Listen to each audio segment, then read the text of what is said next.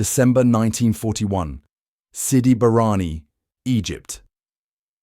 The Italian mechanic stared at the disabled British Crusader tank, its engine compartment open like a patient awaiting surgery. Sergeant William Moore of the Royal Army Service Corps pointed to the damaged radiator and gestured for the Italian to inspect it. Lorenzo Bianchi, captured just 3 days earlier during the British counteroffensive against Rommel's forces, hesitated. His training had prepared him for interrogation, deprivation, perhaps even mistreatment, not for being asked to repair the very machines that had defeated his unit.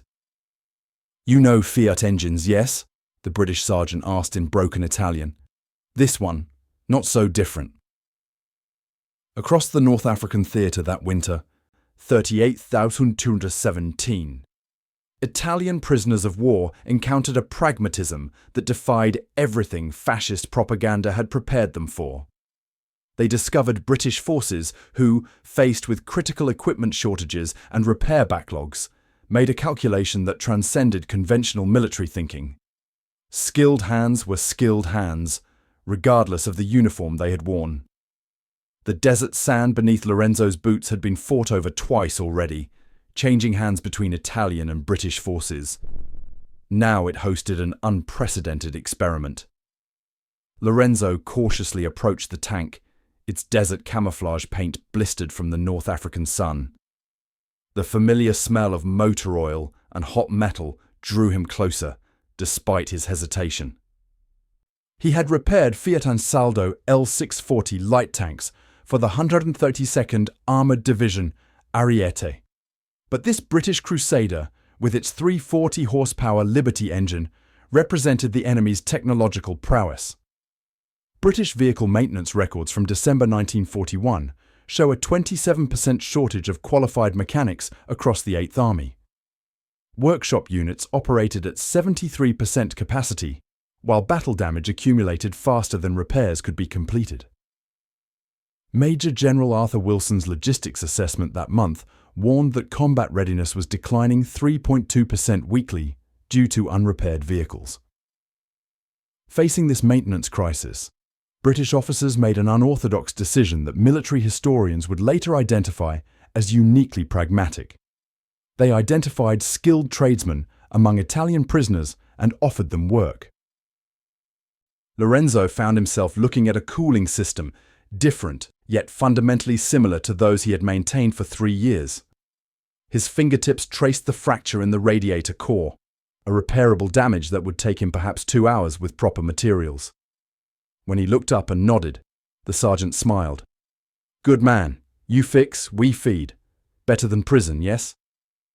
Italian prisoners expected harsh treatment after surrender. Mussolini's newspapers had filled their minds with tales of British brutality. The Ministry of Popular Culture had published accounts of prisoners starved and abused, forced to labor until death. Lorenzo himself had read Il Popolo d'Italia's vivid descriptions of British colonial arrogance and cruelty toward captives. Instead, within hours of capture, Italian mechanics like Lorenzo received British Army rations, bully beef, hardtack biscuits, tea with condensed milk and sugar, cigarettes, identical to what their captors ate. The 8th Army Quartermaster records confirmed that POW technical workers received standard rations of 3,200 calories daily, supplemented with additional bread when available. The impromptu repair station outside Sidi Barrani marked the beginning of a practice that would evolve into a comprehensive system. British pragmatism, born of necessity, would ultimately involve 5,521 Italian mechanics in vehicle maintenance across North Africa by war's end. The initial experiments proved so successful that by April 1942, the British had established formal mobile POW workshop units, each utilizing 25-30 Italian specialists under British supervision. What began with Lorenzo's cautious inspection of an unfamiliar engine would evolve into coordinated teamwork between former enemies. This practical approach contradicted everything the rigid hierarchical Italian military structure had taught these men. Lieutenant Colonel Richard Barnes, who pioneered the program, recorded in his May 1942 report, Italian POW mechanics display remarkable adaptability when treated with professional respect. Their technical skills often exceed our expectations, contradicting assumptions about Italian military capabilities. Lorenzo's first day repairing British equipment revealed unexpected truths. The tools provided were superior to what his own unit had possessed. The replacement parts arrived promptly from supply depots. The British sergeant who supervised him discussed the repair as a colleague might, not as an enemy. Most surprisingly, when the work was completed, Lorenzo received not just the promised food, but also a handwritten receipt documenting his labor. The beginning of a payment system that would later include camp scrip redeemable for small luxuries. These early collaborations revealed contrasts that would later crack the foundation of fascist ideology. Italian mechanics discovered British equipment designed for maintenance accessibility. Vehicles with standardized parts, technical manuals translated into multiple languages, and repair procedures that valued efficiency over appearance. This revelation of pragmatic engineering contradicted the regime's claims of Italian technical superiority. By February 1942, the initial experimental use of Italian POW mechanics had expanded to 17 repair stations across Egypt and Libya. Military records document 341 tanks, 217 trucks, and 89 armored cars repaired by Italian prisoners during this period. The average repair time decreased 37% compared to understaffed British-only workshops. As Lorenzo wiped grease from his hands at day's end, he watched British soldiers joking among themselves, their informality shocking to a man accustomed to the rigid protocols of the Regio Esercito. One offered him a cigarette, a small gesture that nonetheless suggested recognition of shared humanity. This simple moment of technical respect between adversaries contained seeds that would later bloom into something neither side could have anticipated. An unprecedented mechanical collaboration that would ultimately help reshape the post-war relationship between former enemies. March 1942. Workshop Unit 8. Qattara Depression, Egypt. The converted aircraft hangar hummed with mechanical activity as 57 Italian prisoners worked alongside 23 British technicians. What had begun as improvised repairs performed under guard had evolved into Workshop Unit 8, where Lorenzo Bianchi now supervised the transmission repair section. The cavernous space, measuring 120 feet by 85 feet, housed 12 repair bays arranged in precise rows. British efficiency had transformed captured enemies into a productive force that increased vehicle repair output by 43% compared to conventional workshop units. Sunlight streamed through the hangar's high windows, illuminating the organized chaos below. Each morning at 0600 hours, the Italian mechanics formed ranks not for military drill, but for work assignments. Captain Henry Whitfield, the workshop commander, distributed task sheets that detailed each vehicle's requirements, estimated completion time, and parts allocation. This systematic approach contrasted sharply with the haphazard maintenance practices many Italians had experienced in their own military. 3 Matilda the Secas requiring track replacement, 2 Bedford trucks with transmission failure, and 1 Daimler armoured car with electrical problems, Captain Whitfield announced on this particular morning. Bianchi, your team takes the Matildas, Rossetti, the Bedfords, Conti, the Daimler.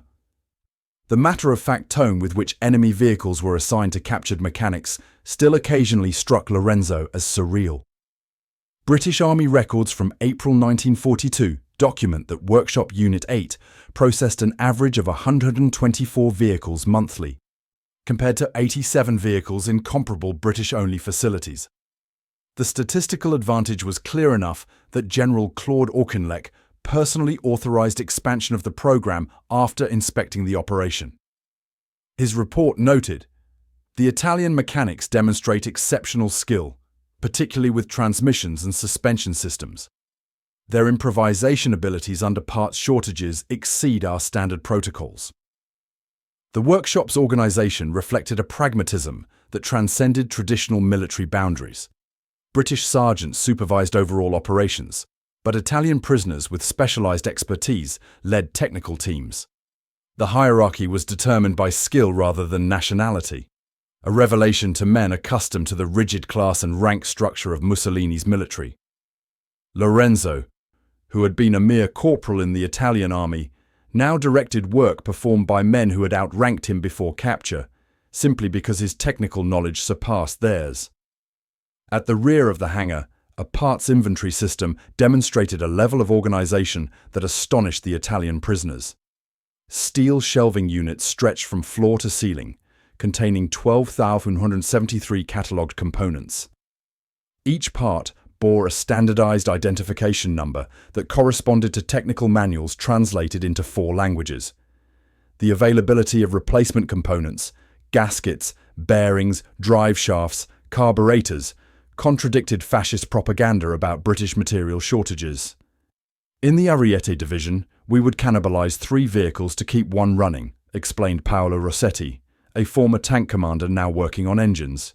Here, I requisition parts using this form, and they arrive within hours. It makes no sense. We were told the British were desperate and undersupplied. The noon meal further undermined Italian expectations. British Army Catering Corps records confirm that POW mechanics received the same rations as British personnel. 12 ounces of meat, 16 ounces of bread, 2 ounces of cheese, 8 ounces of vegetables, tea with milk and sugar.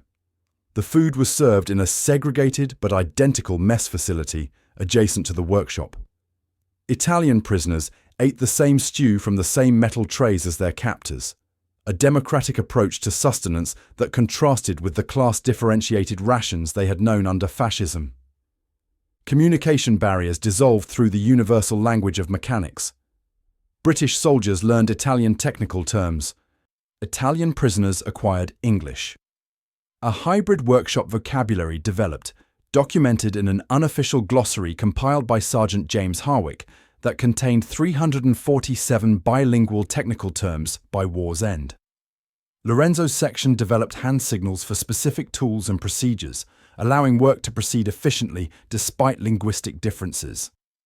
The Italians discovered that British Crusader and Matilda tanks, while formidable in battle, suffered from design flaws that skilled hands could improve. Workshop records document 17 modifications to cooling systems and 23 suspension improvements developed by Italian mechanics and subsequently implemented across the British 8th Army. Captain Whitfield's monthly report specifically credited Lorenzo's team with redesigning the Crusader's transmission access panel, reducing maintenance time by 34%. This technical exchange revealed uncomfortable truths about industrial capacity. A single replacement shipment arriving at Alexandria contained more spare parts than many Italian mechanics had seen in their entire military service. The scale of British production became unavoidably evident when Lorenzo learned that the Crusader's Liberty engine was manufactured at 6 separate factories with identical specifications, producing 300 units monthly. Italian tank engines, by comparison, came from a single Fiat plant producing 40 monthly at peak capacity. "They have so much," whispered Antonio Conti, examining a crate of factory-new carburetors. Mussolini told us Britain was an empire in decline, starved by our submarines. But look at this. Brand new parts while our own tanks sat disabled for want of a simple bearing. By summer 1942, the workshop program had expanded to include training facilities where newly captured mechanics received orientation on British equipment. Technical manuals were translated into Italian, and specialized tools were manufactured specifically for the program. The British 8th Army Quartermaster allocated 2% of its maintenance budget to POW workshops, recognizing their cost-effectiveness. Each Italian mechanic rehabilitated approximately 2.7 vehicles monthly, 31% more than the British average of 2.06. When Workshop Unit 8 relocated to follow the advance against Rommel's forces, the transition revealed another surprise. The Italian prisoners helped disassemble the facility, packed their tools with professional care, and boarded transport trucks without significant security. Only 16 guards accompanied 147 mechanics. a ratio that would have been unthinkable for conventional prisoners. British command recognized that these men had found something more binding than captivity: professional purpose and technical respect. September 1942. Workshop Unit 8, El Alamein Perimeter. Lorenzo's hands traced the unfamiliar contours of the Sherman tank's Continental R975 radial engine. 9 cylinders arranged in a star pattern, a design he had never encountered in Italian armor. The American-built tank had arrived with the growing number of Lend-Lease vehicles flowing to British forces. Its 400-horsepower engine generated nearly twice the power of the Italian M1340 medium tank's 125-horsepower diesel. "This is what we were fighting against?" he murmured to Paolo, who was examining the Sherman's bogie wheel assembly. The tank's 34.5-ton frame carried armor up to 75 mm thick compared to the M1340's maximum 42 mm protection. British Sergeant William Davies overheard the comment. "This is just the beginning. The Americans are sending thousands more. Factories in Detroit are making one every 6 hours." The mathematics of this production rate stunned the Italian mechanics.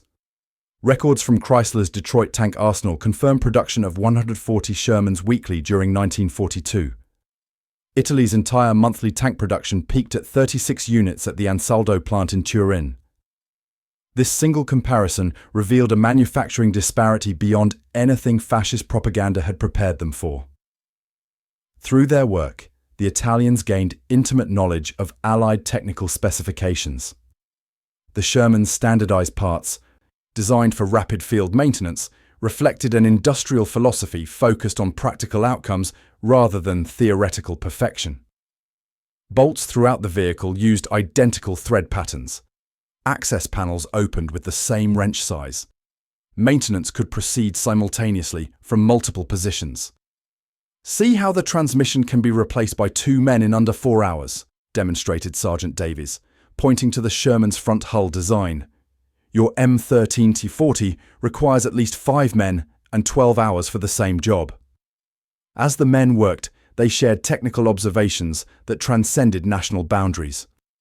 Lorenzo noted the Sherman's engine consumed 3.4 gallons of fuel per mile, an extravagance impossible for fuel-starved Axis forces to sustain. The British mechanics pointed out vulnerabilities in the Sherman's high profile and gasoline engine flammability. This professional exchange, documented in workshop logs, represented something unprecedented: a collaborative technical assessment conducted between current enemies.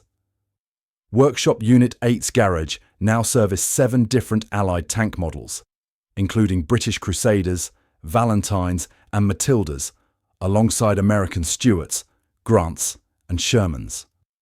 The variety itself represented industrial capacity beyond Italian comprehension. Each model had dedicated parts catalogues, specialized tools, and specific maintenance procedures, yet standardized systems allowed interchangeability where possible. Lorenzo's former unit had struggled with just 2 tank models whose parts rarely matched factory specifications. In the tool storage area, Italian mechanics discovered precision instruments they had never seen. Micrometers accurate to 1/1000th of an inch, hydraulic pressure gauges calibrated to exact specifications, and specialized diagnostic equipment for electrical systems. The 278-piece tool set assigned to each repair bay contained items unavailable to even senior mechanics in the Italian military. "With tools like these, any man can do good work," observed Antonio Conti, examining a torque wrench that allowed precise tightening of critical bolts. The democratic availability of quality tools to ordinary mechanics, rather than ration distribution to senior personnel, revealed fundamental differences in Allied industrial philosophy. By November 1942, Workshop Unit 8 had expanded to include a dedicated training section where newly captured Italian mechanics studied Allied vehicle designs. British Army Educational Corps records show that 34 different technical manuals were translated into Italian, comprising 1,246 pages of maintenance procedures, specifications, and troubleshooting guides. The investment in educating enemy prisoners on Allied equipment reflected a pragmatic calculation. Each rehabilitated tank returned to service could change the outcome of an engagement. The Italians' contributions extended beyond routine repairs. Workshop records document 27 modifications to Allied equipment originated by POW mechanics. Lorenzo's team developed an improved air filtration system for Sherman tanks operating in desert conditions, reducing engine wear by an estimated 14%. Paolo Rossetti designed a modified track tension system for Valentine tanks that reduced throwing tracks during high-speed maneuvers. Antonio Conti created a simplified field repair method for Bedford truck transmissions that saved an average of 3.7 hours per vehicle. British Command recognized the value of these innovations. Major General Arthur Wilson's December 1942 logistics report specifically credited POW workshops with maintaining operational readiness at 82% despite continuous combat operations, 9% higher than projected capacity with British personnel alone. The report calculated that each Italian mechanic returned approximately 3.2 combat vehicles to service monthly. The growing respect between former adversaries manifested in practical ways. Italian mechanics received privilege cards allowing supervised movement without escorts within workshop perimeters. Their barracks, while separate from British quarters, contained amenities uncommon in standard POW facilities: reading lamps, wooden beds with mattresses, writing desks, and heating during winter months.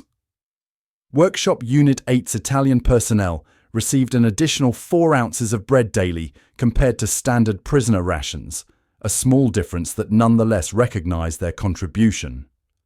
They treat us as mechanics who happen to be prisoners, not prisoners who happen to be mechanics, Lorenzo explained in a letter home, later preserved in British censorship archives. The distinction represented a fundamental shift from identity based on national uniform to identity based on technical ability. As British forces prepared for the Second Battle of El Alamein in October 1942, Workshop Unit 8 operated at full capacity. Lorenzo's team worked 14-hour shifts preparing tanks for what would become the turning point of the North African campaign. The irony was inescapable. Italian prisoners were helping repair the very vehicles that would defeat their former comrades. Yet professional pride in their technical skill had begun to overshadow national allegiance. "A well-maintained engine doesn't care who wins," Paolo observed as he calibrated a Sherman's fuel system with precision that would have been impossible using the crude tools available in Italian service. But the side with more engines, and better engines, that side will win. The technical revelations experienced in these workshops contained seeds of a transformed worldview. Men who had been told of British material weakness now witnessed overwhelming mechanical abundance. Mechanics who had struggled with inferior designs now handled equipment built for practical effectiveness. The evidence before their eyes daily contradicted the foundational myths of fascist propaganda, not through argument, but through the undeniable reality of metal, rubber, and steel. July 1943. Workshop Compound B, Cairo, Egypt. The largest POW mechanical facility in the Middle East hummed with the synchronized activity of 487 Italian mechanics working across 3 shifts. What had begun with Lorenzo's hesitant inspection of a damaged radiator had expanded into a comprehensive system spanning 3 continents. British War Office records documented 41 workshop units employing 11,583 Italian prisoners by mid-1943, a system that recovered 2,174 vehicles monthly for Allied use. The organizational chart on Captain Whitfield's wall mapped a structure unimaginable 18 months earlier. Workshop Compound B operated with military precision but industrial philosophy. Italian supervisors managed 7 specialized departments: engine repair, transmission systems, electrical components, armor welding, track maintenance, weapon systems, and final testing. British officers provided oversight rather than direct management, a reversal of conventional military hierarchy that yielded measurable advantages. Our output increased 17% when we reorganized along Italian factory lines, Captain Whitfield explained to visiting American observers. These men worked at Fiat, Lancia, and Alfa Romeo before the war. Their assembly line experience surpasses our military approach. The recognition of civilian expertise over military procedure represented a cultural flexibility that distinguished British operations from the rigid doctrinal adherence that characterized both Italian and German forces. Lorenzo now directed the transmission department, managing 54 fellow prisoners using a modified Fiat production system. His authorization card, stamped Technical Specialist, Category A, granted him privileges unprecedented for prisoners. Movement between compounds, direct requisition authority for parts under £5 value, and permission to modify standard repair procedures when justified by technical necessity. His position would have been unthinkable under Axis military structures where national identity superseded technical merit. The administrative framework supporting these workshops had evolved from improvised beginnings to systematic organisation. A dedicated POW technical service within British military administration managed personnel assignment, training certification, and performance evaluation. Italian mechanics underwent standardized testing to receive classification in 5 skill categories, each with corresponding responsibility levels and payment scales. The system processed 200 new prisoner mechanics monthly by mid-1943, with specialized aptitude assessments determining optimal workshop placement. The compensation system had evolved similarly. Initial informal arrangements of extra food and cigarettes had developed into structured payment. Military accounting records show Italian mechanic specialists receive between 6 and 12 shillings weekly, depending on skill classification. Approximately 30% of civilian mechanic wages, but significant compared to the 6pence daily standard for ordinary prisoners. These funds could be spent at camp canteens, saved in supervised accounts, or sent to families in Italy through international Red Cross channels. Workshop Unit 8, where Lorenzo had first encountered British tanks, had become a training centre preparing mechanics for deployment throughout the expanding system. New prisoners underwent a 21-day orientation covering Allied vehicle specifications, standardised repair procedures, technical English vocabulary, and workshop safety protocols. Training manuals printed in Italian contained detailed diagrams of American and British vehicles alongside systematic troubleshooting methodologies. The British Army Educational Corps assigned 24 instructors to this program, calculating that each trained mechanic would return approximately 4,700 worth of equipment to service during average captivity. The expanding program now encompassed facilities beyond North Africa. As Allied invasion preparations targeted Sicily and mainland Italy, workshop units were established in Malta, Cyprus, and southern England.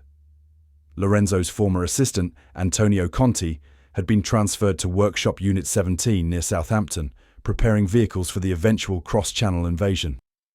Similar operations in Egypt maintained support for ongoing Middle Eastern deployments. Italian mechanics serviced vehicles that would ultimately be used against their homeland, a paradox that created complex emotions but rarely affected work quality. The program's unprecedented success attracted official study. In May 1943, British military efficiency experts conducted time-motion analyses comparing POW workshops to conventional facilities. Their findings, documented in War Office Report TR 437, showed Italian-operated units averaged 22% faster turnaround on major repairs and consumed 18% fewer replacement parts through superior preventative maintenance and component rehabilitation. The report attributed these advantages to civilian industrial experience, professional pride, and motivation systems linking performance to tangible benefits. German approach to technical prisoners stood in stark contrast. British intelligence reports from the same period noted that German forces utilized captured Allied mechanics primarily for labor rather than technical expertise. Russian, American, and British POWs with mechanical skills were assigned to road construction, fortification building, and manual loading. their technical knowledge wasted through ideological suspicion. This fundamental difference in approach reflected contrasting worldviews: British pragmatism versus German ideological rigidity.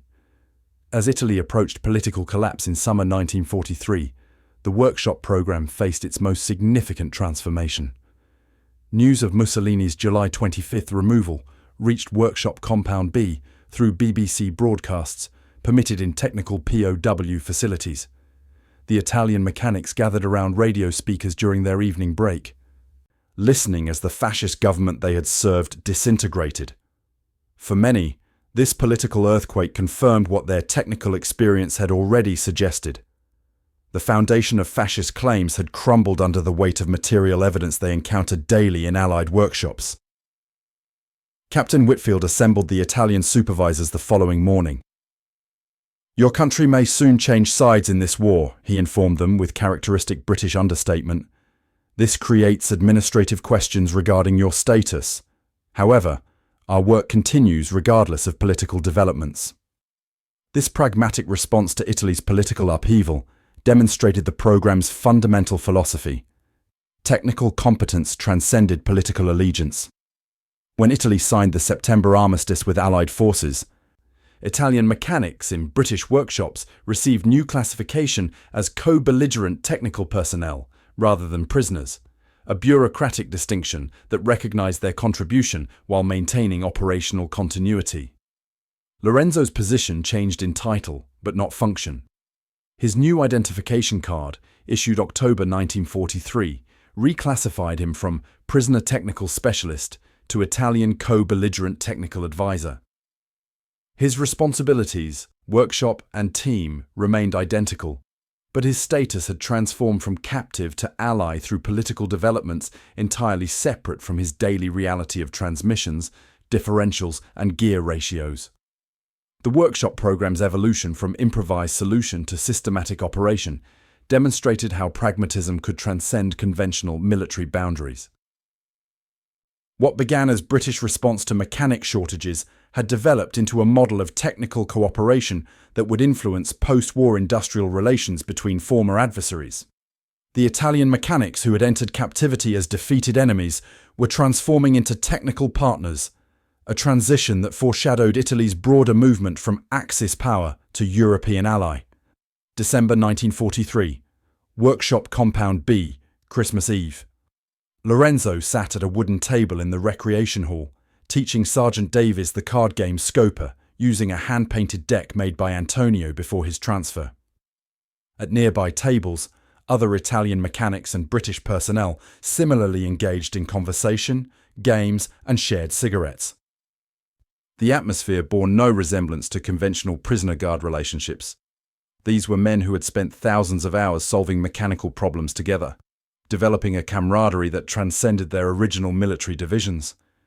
"Your family in Milan, have they received your letters?" Davies asked, arranging his cards with methodical precision. The British Army postal records confirmed that Italian technical personnel sent 1.7 million letters home during the programme's operation. These communications, subject to military censorship, provided unintentional intelligence about conditions in Allied custody that contradicted fascist propaganda. "Yes, my wife writes that she received both packages," Lorenzo replied. "The coffee and chocolate were especially appreciated." The privilege of sending physical packages home had been extended to technical specialists in September 1943. Workshop mechanics could dispatch one 5-pound parcel monthly containing non-strategic items. These tangible connections to imprisoned men who appeared healthy and well-fed created powerful counter-narratives to official Italian wartime depictions of Allied brutality. The recreation hall itself reflected the programme's evolution beyond mere mechanical cooperation. Measuring 60 feet by 40 feet, the facility contained a small library with 837 books in Italian and English, game tables, a piano salvaged from a bombed Cairo building, and wall decorations created by prisoners. British Army welfare records show that Workshop Compound B received a monthly recreational budget of £75. an investment justified as maintaining technical morale and facilitating professional communication. Cultural exchange flowed in both directions through these daily interactions. British personnel discovered Italian mechanical approaches that emphasized elegant solutions over brute force engineering. Italian mechanics learned British systematic documentation and standardization practices. Language barriers dissolved through necessity and proximity. A British officer's inspection report from November 1943 noted with surprise, 147 Italian personnel have achieved functional English technical vocabulary, while 83 British staff now utilize Italian mechanical terminology when appropriate. The workshops became unlikely centers of educational advancement. Evening classes emerged organically as men shared knowledge beyond vehicle repair. Lorenzo taught basic calculus to 15 British mechanics using maintenance manuals to demonstrate practical applications. Sergeant Mills offered English literature discussions where Shakespeare's Julius Caesar and Macbeth became vehicles for exploring linguistic nuance. Technical specialist Romano, formerly a conservatory student, provided music theory lessons using the recreation hall piano. Workshop Compound B's records documented 27 different informal courses attended by 340 participants from both nationalities during winter 1943-44. The breakdown of national stereotypes occurred through accumulated daily observations rather than deliberate re-education. Italian mechanics who had been told of British technical incompetence witnessed their methodical approach to complex problems. British personnel who had been warned about Italian unreliability observed their prisoners' meticulous attention to maintenance schedules. These contradictions between propaganda and observed reality created cognitive dissonance that resolved itself through revised worldviews rather than reinforced prejudice. Lorenzo's notebook, preserved in the Imperial War Museum archives, records his evolving perspective. The British approach problems differently. They seek practical solutions rather than perfect theories. Their systems appear chaotic initially, but contain underlying logic prioritizing results over appearances. This contrasts sharply with our military's emphasis on organizational charts and theoretical perfection, while engines fail from neglected maintenance. Workshop records documented declining disciplinary incidents as the program matured. During 1942, security violations averaged 7.3 per 100 prisoners monthly. By December 1943, this rate had fallen to 0.6, lower than disciplinary rates among British personnel at comparable facilities. Escape attempts became particularly rare among technical specialists. Military police statistics show that while general Italian POWs attempted escape at rates of approximately 2.7% annually, workshop mechanics attempted escape at only 0.3%. This decreased security risk allowed further relaxation of restrictions, creating additional opportunities for cultural exchange. Letters intercepted by censors revealed the psychological impact of these experiences. Sergeant Thomas Blackwood wrote to his wife in Yorkshire, "The Italian mechanics have changed my thinking about this war. These men are craftsmen who take pride in their work, not so different from Harrison's garage back home. Hard to maintain hatred for someone who helps you solve problems daily." Similarly, Lorenzo wrote to his brother, "The British are not the monsters we were told to expect. They value skill and work quality above nationality or rank. This seems a more reasonable way to organize society than what we experienced under fascism." The technical collaboration facilitated something deeper than mere mechanical knowledge exchange. It created space for mutual recognition of shared humanity. Captain Whitfield's December 1943 monthly report noted, Christmas arrangements included combined choir performances with Italian and British personnel. Notable moment, spontaneous sharing of ration chocolate and cigarettes between nationalities. Technical cooperation has evolved beyond workshop boundaries into genuine mutual respect. These connections manifested physically in the vehicles themselves. British inspectors documented unique modifications to Allied equipment that combined manufacturing traditions. Italian-style quick-release engine access panels installed on Bedford trucks. British standardized color coding systems applied to Italian electrical modifications. These hybrid innovations represented more than mechanical improvements.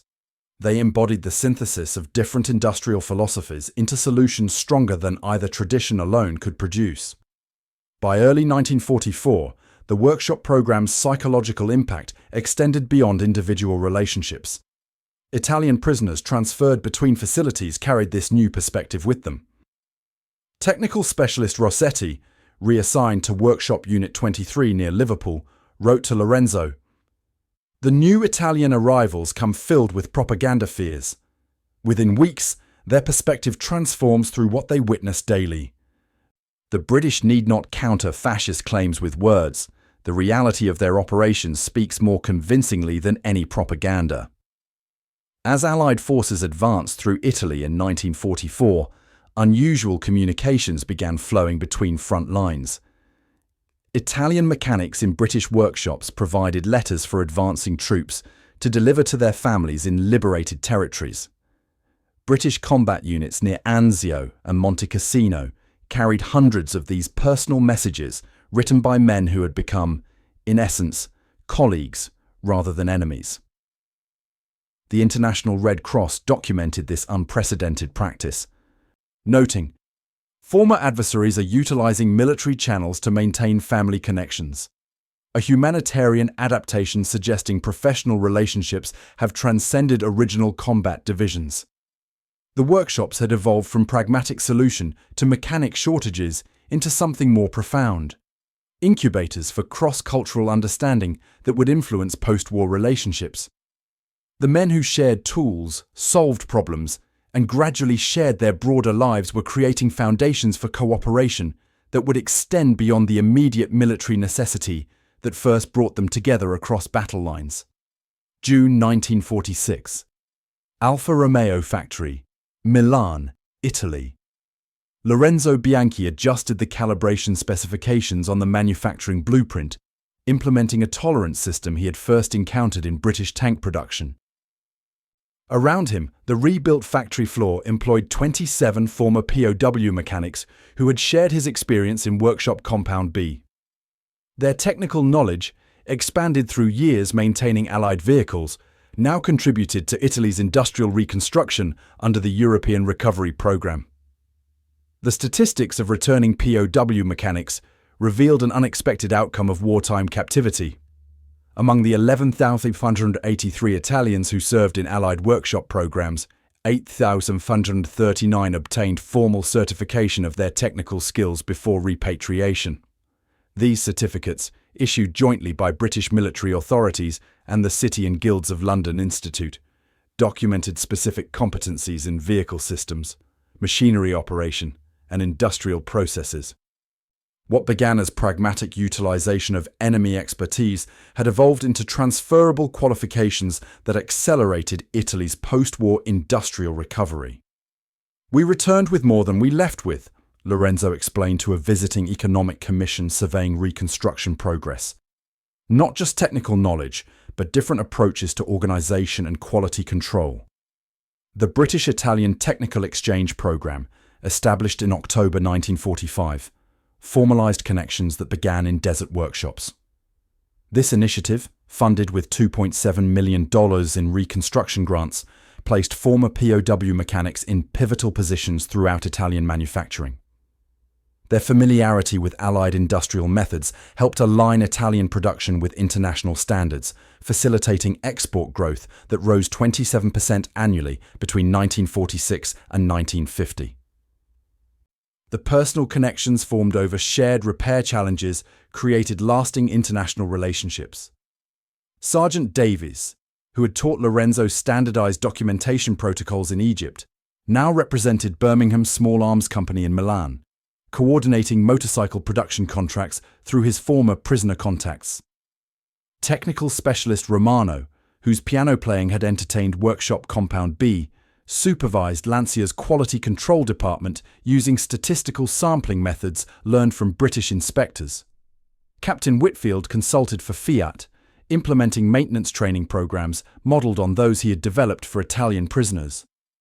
Lorenzo's own career embodied this transformation.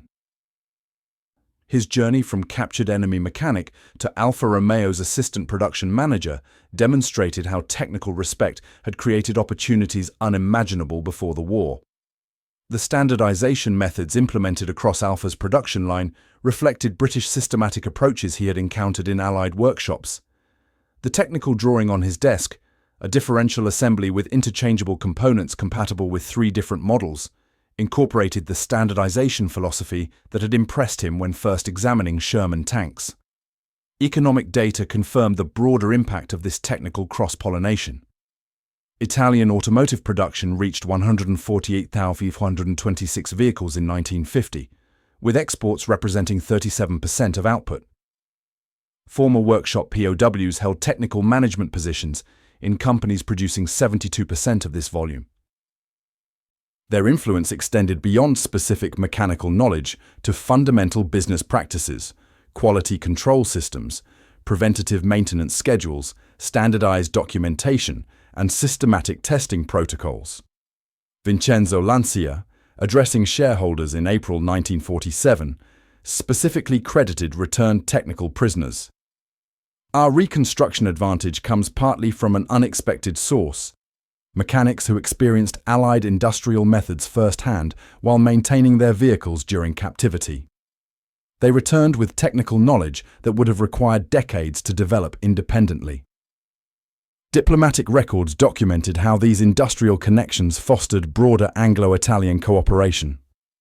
The British-Italian Chamber of Commerce, re-established in 1948, included 76 companies with management links to the workshop program. Trade between the nations increased from $8.7 million in 1946 to $41.3 million by 1951.